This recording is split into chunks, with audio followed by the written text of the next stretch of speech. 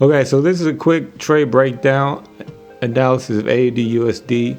Right now I'm a short. I'm selling it AUD down to around 665 level, a little past that, so 66411.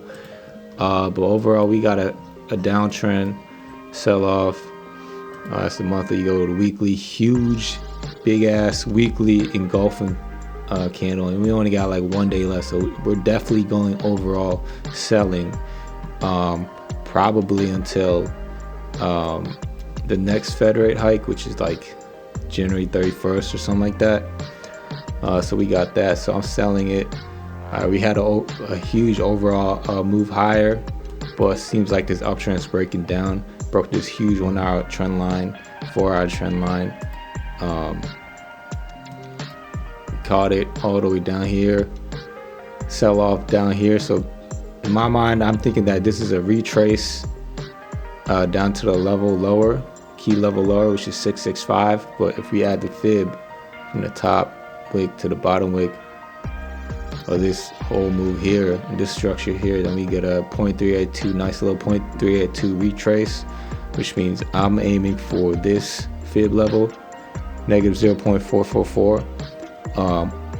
Plus this key level confluence, and a nice little, or not even little, nice big support resistance area level.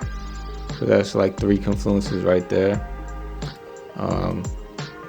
So that's like the overall analysis. And then we also had the 0.382 retrace on the fib, but also it rejected this the support level that it broke down. So we got another confluence, and on top of that, rejected this key level area too. And on top of that, we had this trend line. We had this inverse trend line that I like to call inverse trend line right over here, rejection. So outside of that, I mean, that's really it. That's really all the analysis. So I'm aiming for a 665 level around. But only thing I need to watch out for is NFP tomorrow 8:30. Based on what I'm seeing, it's most likely gonna just keep breaking down, but I don't know what the numbers are gonna be exactly, so we just gotta wait and see. Worst case scenario, I'll get stopped out right here.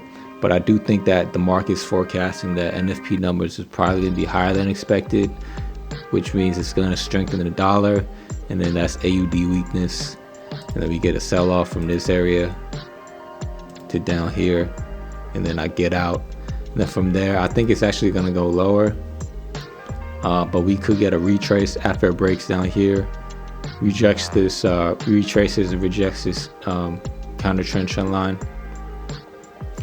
And then we could get a consolidation and then another sell-off based on the next CPI numbers. And I think they're going to be higher than expected because inflation is still sticky for the month of December. But outside of that, we'll see what happens.